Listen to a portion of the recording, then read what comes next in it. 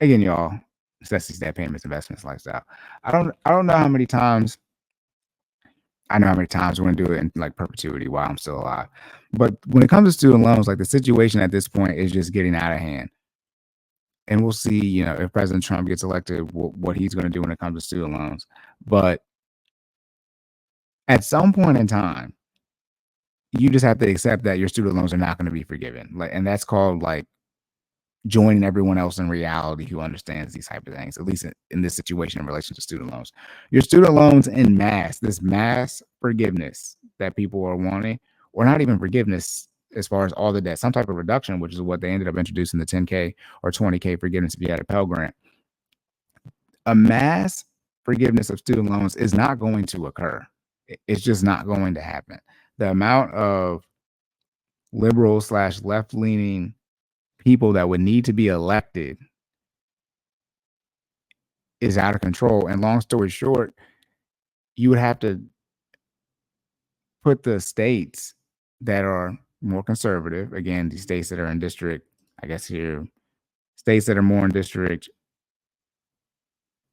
4, 6, 11, 8, 5, and 10, right? These more conservative leaning areas, middle America, you're gonna have to turn those places blue and like extremely blue to get people in office on your side. But that's not how the country's set up. These places are more the red states, more middle America, and these people have elected officials who do not want student loans forgiven. In short, you're going to get stuff kicked up to that circuit court level, and they're going to say, hey, Supreme Court, you need to make a rule on this. This is illegal. You get to the Supreme Court, which, whether y'all like it or not, the Supreme Court is conservative right now. Was it 6-3 Republicans / conservative? And those seats are right now indefinite. And so they already made the ruling on student loans and deemed them illegal when Biden tried to do the 10 / 20K forgiveness. And chances are, again, if this gets kicked up to them, they're going to deem that, yeah, the state plan, they probably can't do this either. And that just is what it is. That's the current state of affairs. But even before then, before we even got to this point, 2, 3, 4, 5, 6, however many years ago, he's been listening to Dave Ramsey as long as he's been saying it. And anyone else who understands that you need to pay off your student loans, and this type of forgiveness that you guys are looking for is not going to occur. Every now and then, like we've seen, they do 1.2 billion, whatever the number is, forgive 400,000 people of their student loan debt or discharge it. That's nothing in the grand scheme. I mean, they forgave 400,000 people out of the 8 million that applied for the SAVE plan, and they're saying 40 people have debt. Y'all, that's 1%. They saw 1% of the problem. 150 here, 150 there. Remember the amount of people who are applying for debt every year versus how many people they're forgiving student loan debt every year. I haven't looked at those numbers, but my assumption is more people are applying for student loan debt every year versus how many people are getting their student loan debt completely discharged on a year-to-year basis. Because anybody can apply for student loan debt. It's not just, recent high school graduates. It's anybody. You can go back and get if you want to go to school, just apply for student loan debt. Boom, you got it.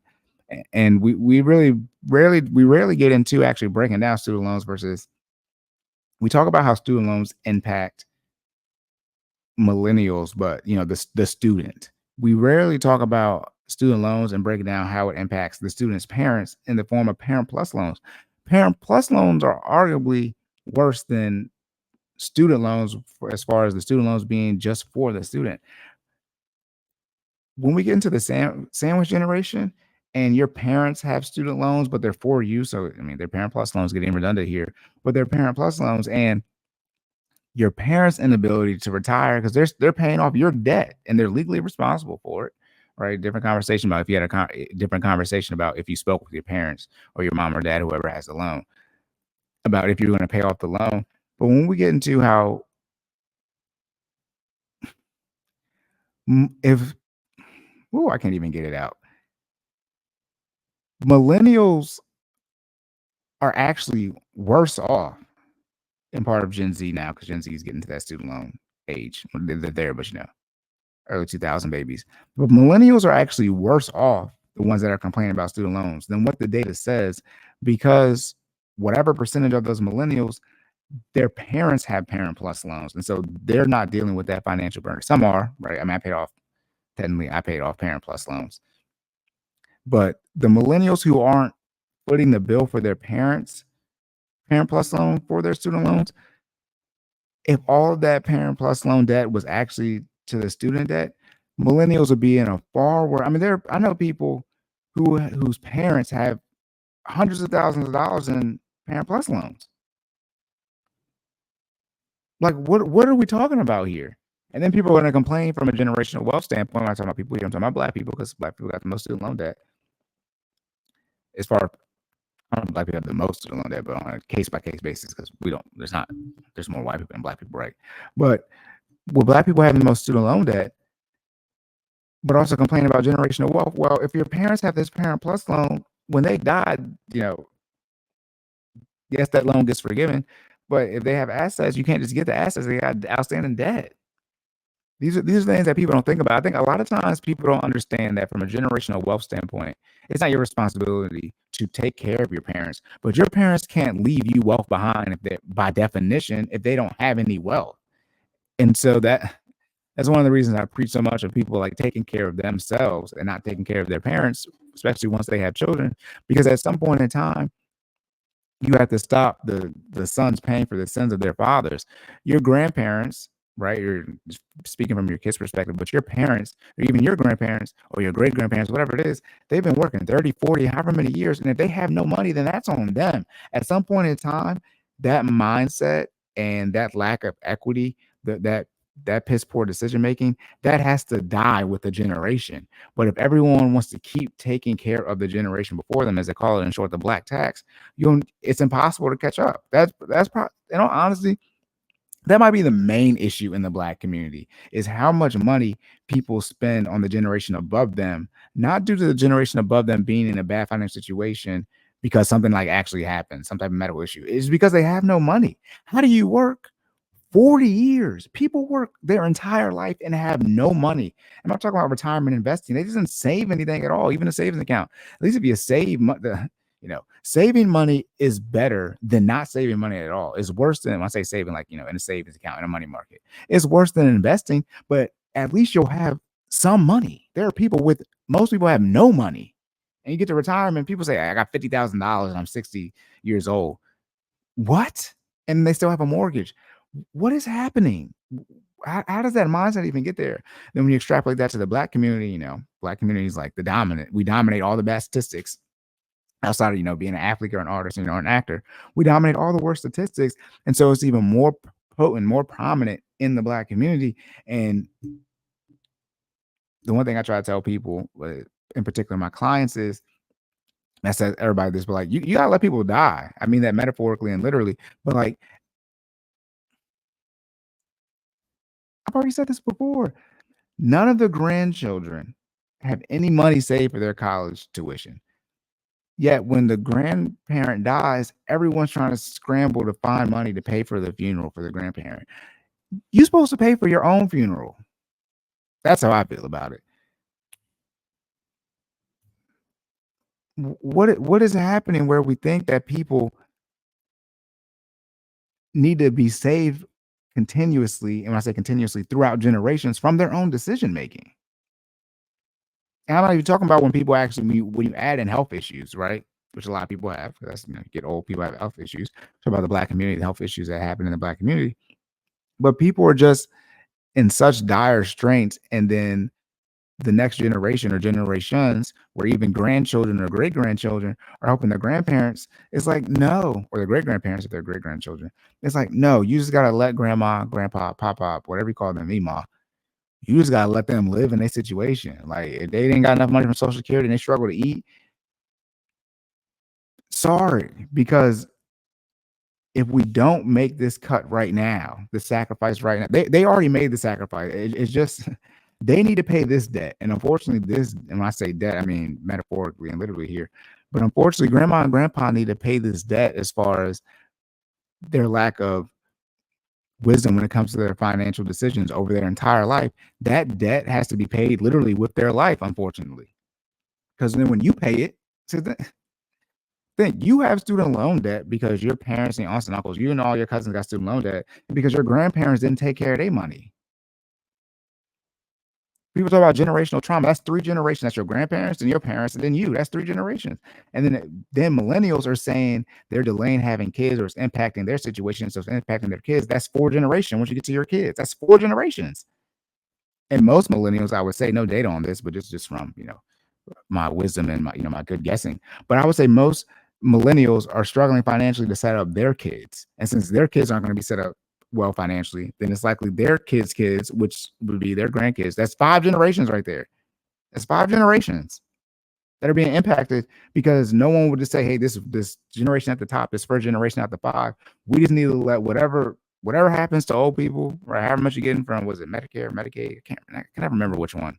You care, you aid the poor, care for the old, Medicare, I guess, whatever it is, and their Social Security. And by the way, see, you didn't even make enough money for people who are getting Social Security. You didn't even make enough money to truly put into Social Security to actually get something out of it. So now you're not even getting no money from your Social Security. And at some point in time, somebody has to bite that bullet. Now, every now and then, somebody comes along in the family, makes a lot of money to clean up, ends up paying that debt, literally and metaphorically, and they make the sacrifice to break the family curse. But a lot of times in the Black community, the majority of the time, Black community, that's not the case, and that's why the state of the Black community is what it is. We're on such a downturn. Is that financial generational trauma? That financial generational trauma is so damning. It's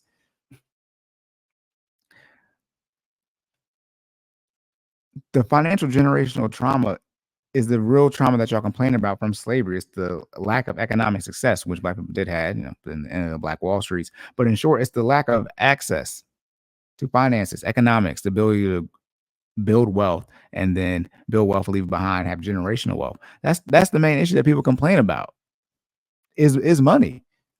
And if the people who don't have money that came before you from a generational standpoint are having everything paid for them by the generations after them, when is that going to stop? When are you going to start paying for your stuff?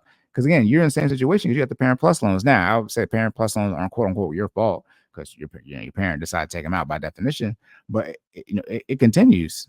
Like it just continues. I look at it like, I mean, my mom was like $17,000, nowhere near like, multiple 6 figures as people I know with Parent Plus loans. But I just look at it as like, if my parents are going to leave me and my brother anything behind, their debt has to be satisfied first. And for student loans, like if this debt was taken out for me, it's like, well, I'll just pay it off now. I'll pay it off now. I'm end up having to pay for it in some form of fashion, right? So I'll take care of it now. And then, I had to agree with my parents that I pay it off anyway. But that's it, y'all. Locked and loaded. End of the episode. Make sure you comment, like, share, and subscribe. Shout out to the YouTube algorithm. Make sure you leave those rating reviews on the podcast platforms as well. My information, as well as my co-host Jordan information, can be found in the description on YouTube. All right. Again, y'all, I said we had a new layout today. Let's see if I switch it again. All right. I don't got the screen share up, but we got this one here. What was this one? All right, we got a couple different ones. I ain't gonna show everything, but we got some different layouts that we're gonna try out. I gotta still do some editing with them, so when we do like video screen shares, it looks a little bit better. But we're trying to switch it up for y'all, give y'all a new look here, a different type of flavor. And as always, if y'all got any comments, questions, or concerns, y'all can reach out to us in the comments, or y'all can email us any topics y'all want us to discuss. Please let us know. We see y'all leaving the comments. Y'all talking about, dang, when we did the Project 2025 episode, y'all said we tried the fitness route, but now, first off, this is every intro: health and wealth, finance and fitness, and everything in between. The everything in between allows us to talk about anything that we want to. I mean, this is our stuff, so we talk about what we want. But the fitness stuff didn't stop. Jordan does the fitness stuff, and he has been gone. When he comes back, he'll start doing the fitness stuff again. We got did something because that's what Jordan said he want to talk about. So that's the benefit of having your own stuff. That's what we decided to talk about. But the fitness stuff is not there. First off, Jordan has plenty of content. Plenty of fitness content on here. I have to see if I have a playlist, but Jordan has hours upon hours upon hours of fitness content. I mean, we just did the 60th episode technically of the Corden and Philip episodes with Jordan and myself. I would say close to 40, if not over 50 of those episodes all have fitness information on them for at least 30 minutes. When Jordan and I first started, we was doing like 2 hours plus, so like an hour's worth of fitness content on there on any and everything, not just fitness, health, nutrition type stuff. So I mean, Jordan is a certified personal trainer. So I mean, any fitness information. And also, if you want fitness information, reach out to Jordan. FinallyFit.live, where you can go to sign up for the 5:30 a.m. Monday and Wednesday Eastern Standard Time, virtual training sessions, or you can just reach out to Jordan, shoot him a DM. So Jordan has a whole website. You guys, his stuff is better than mine, right? I don't got nothing. I just got, click on my link tree and you'll see, a Word document on my Google Drive for my pricing. That's it. And I got this, right? That's it, y'all. Locked and loaded. Remember to save more and say less. Keep making better your best. And I'll catch y'all in the next one.